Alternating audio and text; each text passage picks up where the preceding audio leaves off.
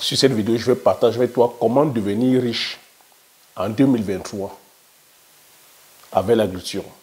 Donc, je vais partager étape par étape comment toi aussi tu pourras devenir riche, même sans faire de l'agriculture.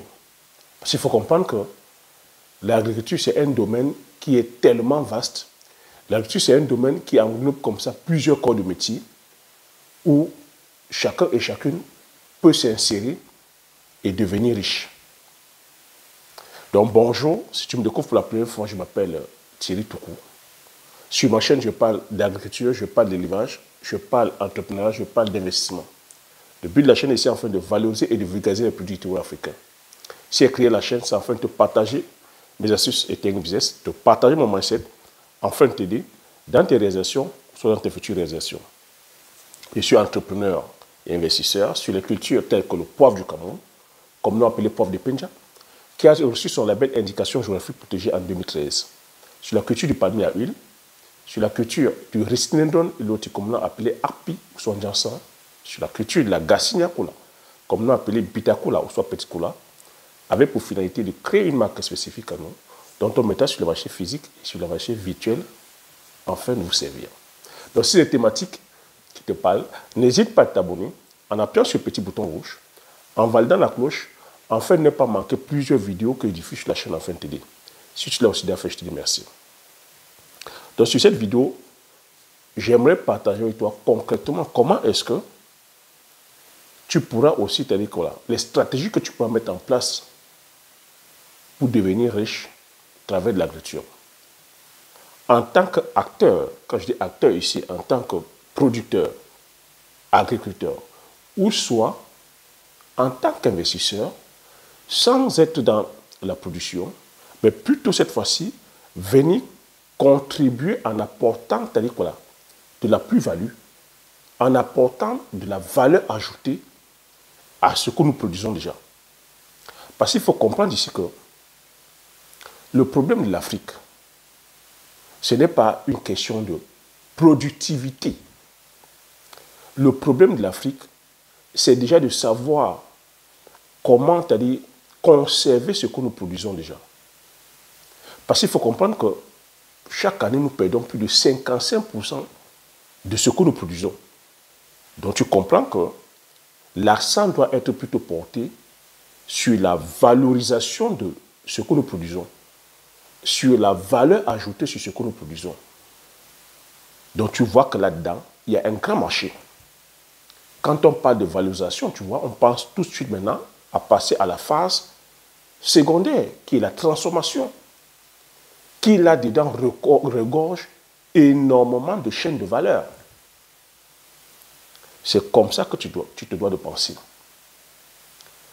En 2023, tu as dit voilà, ne prends plus l'agriculture comme un hobby, ne prends plus l'agriculture comme un amusement, mais considère l'agriculture comme un puissant levier, comme un métier à part entière. Et je dis l'agriculture, c'est l'un des métiers les plus complexes.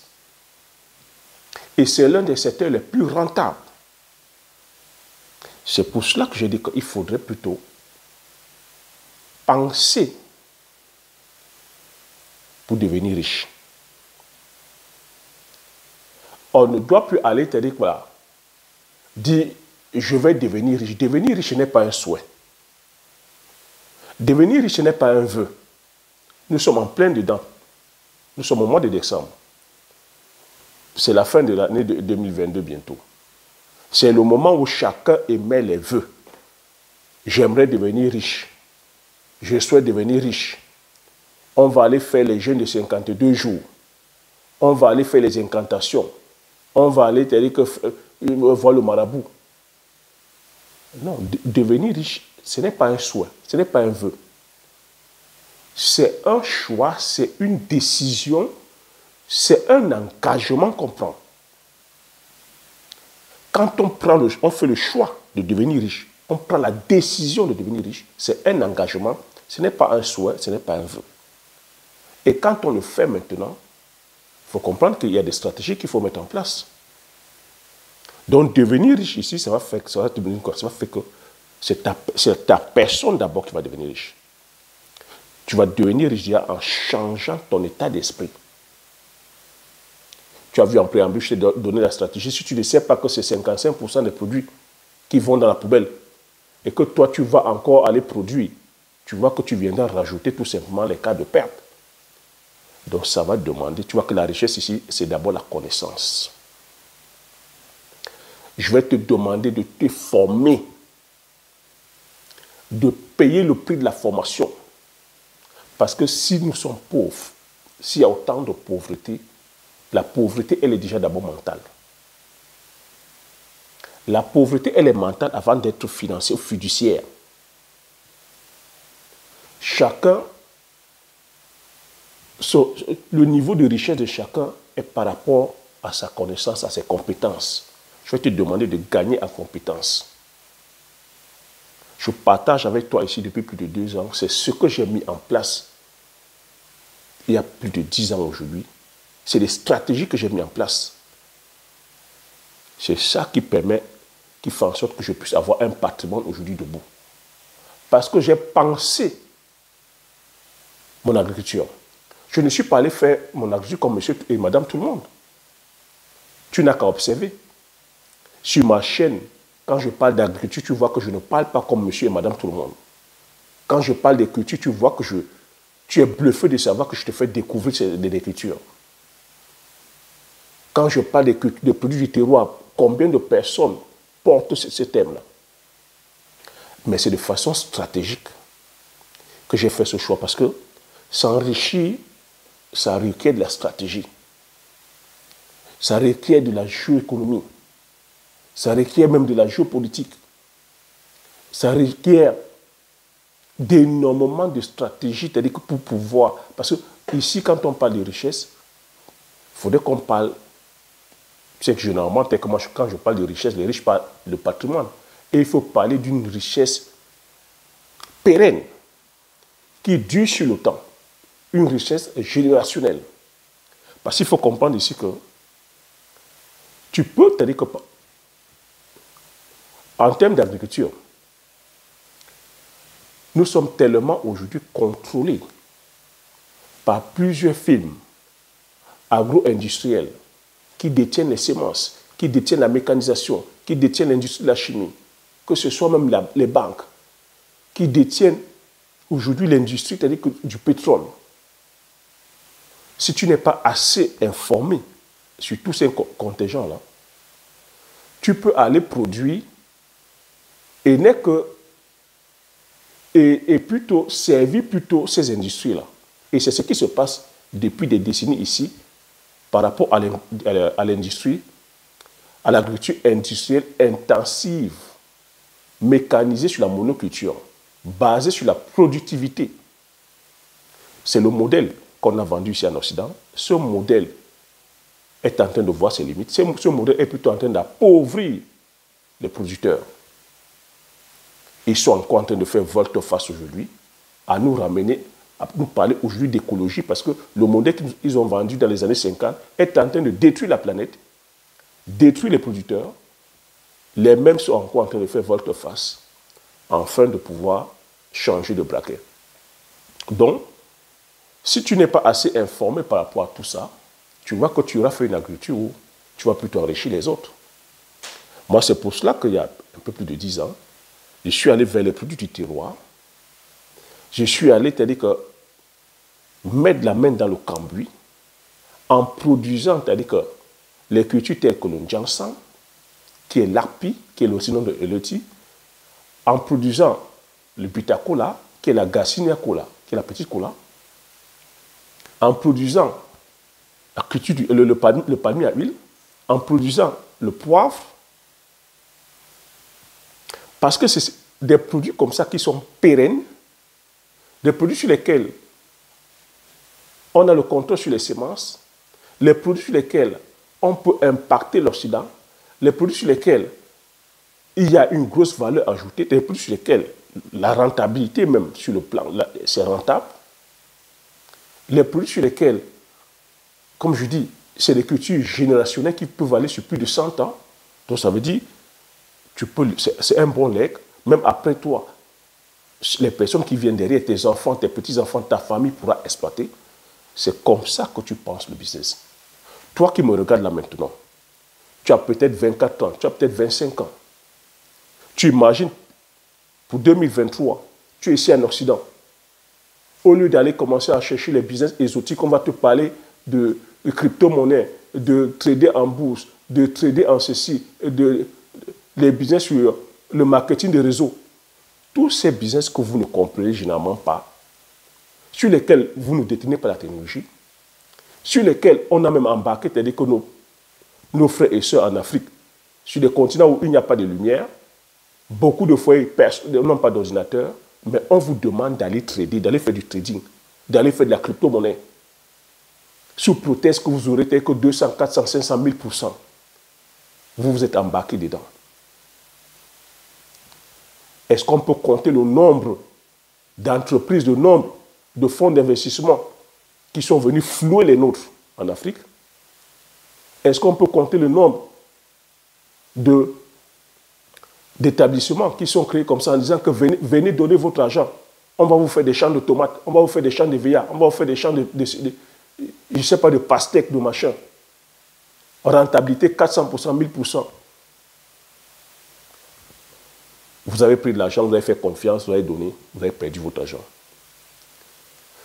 Moi, je viens vous dire, si vous avez perdu votre argent, c'est parce que vous n'avez pas compris le business. C'est parce que vous ne vous êtes pas formé.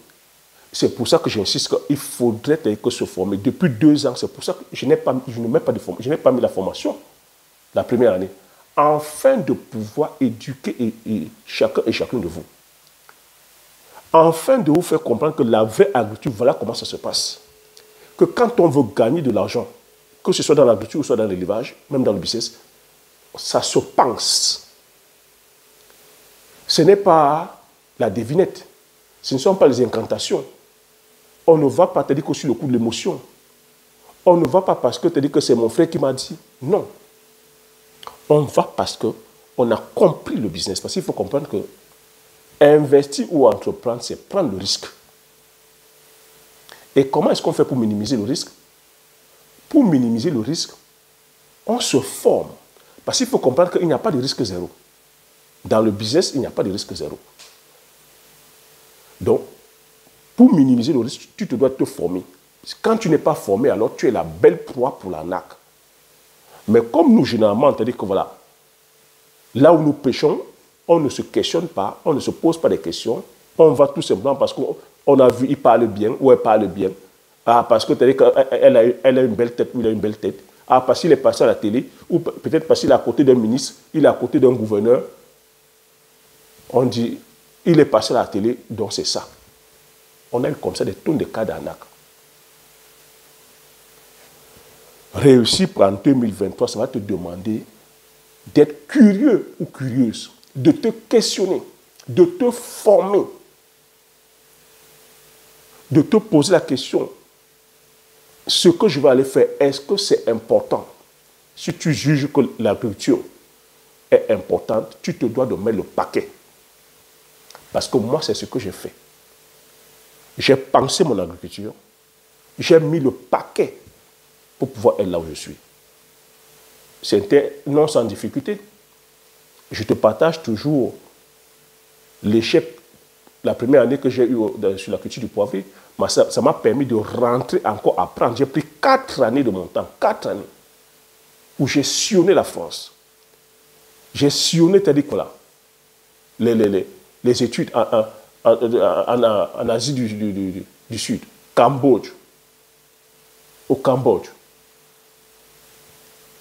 à apprendre les techniques.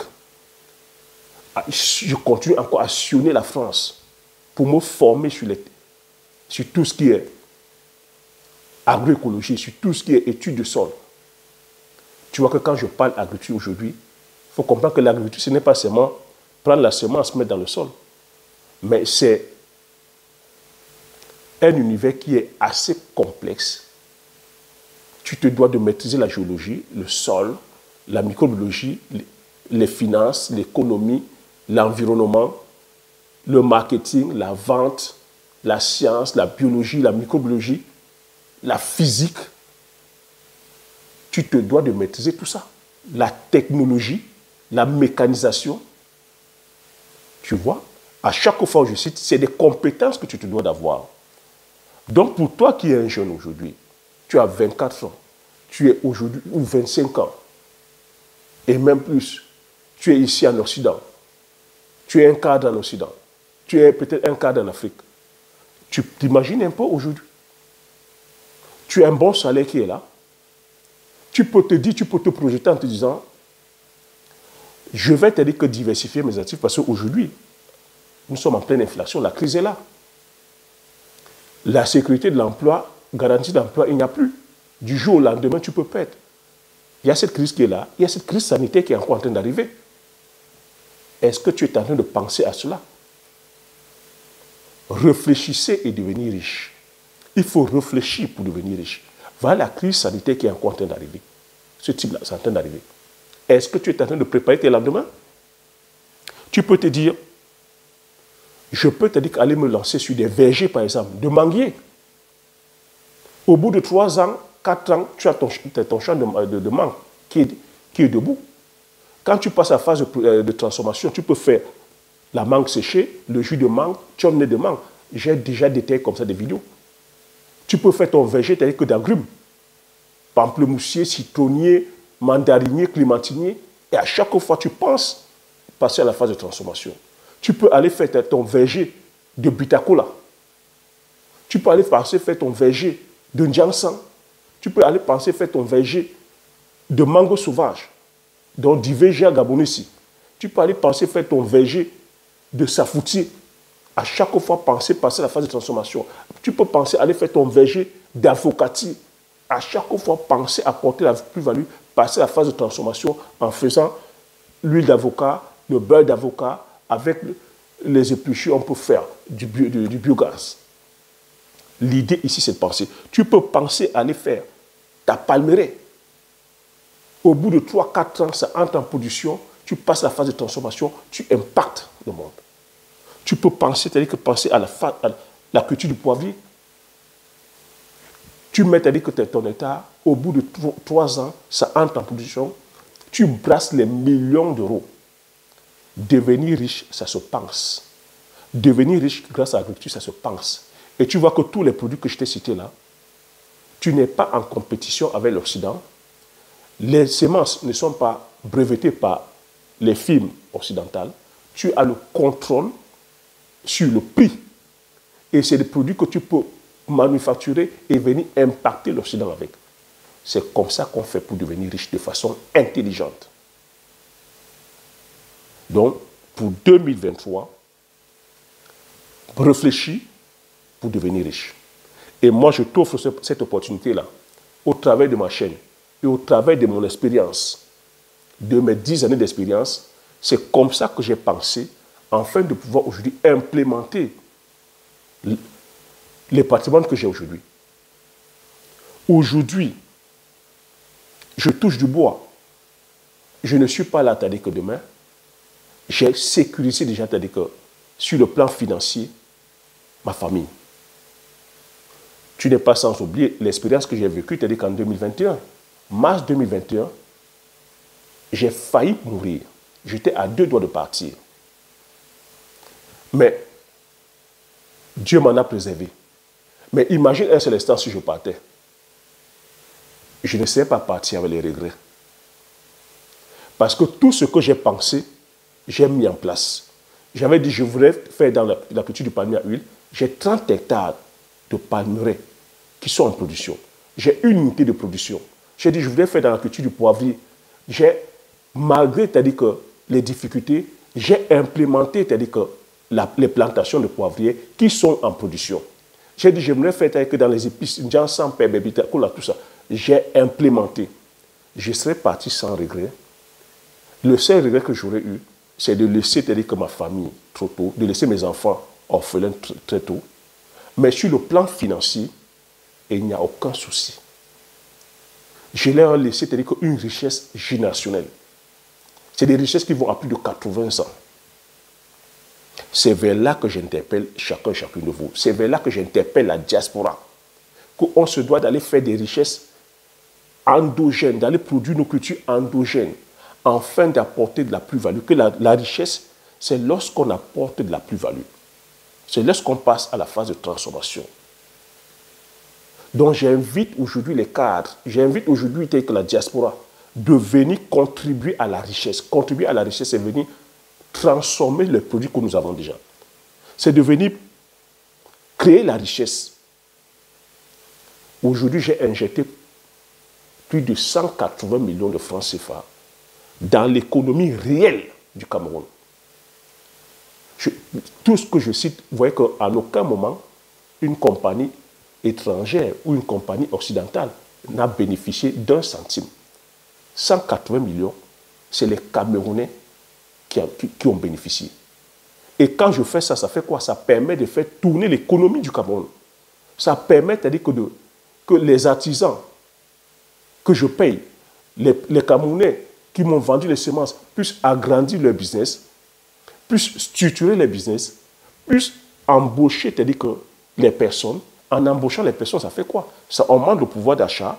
Les personnes peuvent aller maintenant consommer aussi les produits que d'autres Camerounais ont manufacturés, peuvent payer les impôts. Avec ces impôts-là, le pays fait quoi? Le pays peut structurer aujourd'hui, c'est-à-dire que les différents chantiers, tels que les infrastructures, tels que l'énergie, tels que les problèmes, c'est-à-dire que de qualité d'eau, tels que les écoles, tels que la science, tels que la technologie. Vous voyez, c'est comme ça qu'on peut faire pour enrichir un pays et enrichir le continent. Donc, je t'invite donc à réfléchir. Si tu veux devenir riche, si tu veux t'inspirer de mon parcours, je t'offre cette opportunité-là, dès l'année prochaine, à mettre la formation sur toutes les différentes cultures. Si tu es intéressé quelque part une des formations, tu m'envoies un mail ou tu marques sur la barre de description, je suis intéressé. Tu m'envoies un mail, tu me dis, Thierry, je suis intéressé, tu stipules la formation. On se doit aujourd'hui de penser pour devenir riche. Et qu'il faut comprendre que la richesse ici, c'est la connaissance, c'est la compétence. Tout ce que je partage avec toi, c'est le fruit, c'est-à-dire que des 10 années d'expérience. 10 années où j'ai payé pour cette connaissance-là. Il ne faut pas lésiner sur la connaissance, il ne faut pas lésiner sur la formation. Nous périssons parce que nous manquons de connaissances. Nous sommes pauvres parce qu'on manque de connaissances. Quittons la récréation, quittons la distraction. Soyons dans les faits concrets. Cherchons la technologie. Cherchons la science. Et quand on dit cherchons la technologie, vous voyez que c'est la connaissance. Et c'est des connaissances où, derrière, il faut les moyens. Donc, voilà ce que j'avais à partager sur cette vidéo. J'espère que tu as passé un moment, j'espère que tu as aimé, j'espère que tu as appris des choses surtout. Si tu as aimé, laisse un like. Partage massivement la vidéo autour de toi, afin qu'on soit comme ça plusieurs à bénéficier de cette information-là. Que 2023 soit l'année de votre année, l'année où on sera plutôt dans l'action à agir. Abonne-toi si tu n'es pas encore abonné, afin de pouvoir faire grandir la communauté des agripreneurs visionnaires. Comme j'ai coutume à dire, l'information c'est la connaissance c'est la richesse. Une fois que tu as ces informations, tu appliques tes stratégies et tu passes l'action massivement afin d'impacter ta vie et impacter la vie de tous ceux qui t'entourent. Sur ce, je te dis merci et à la prochaine vidéo. Ciao.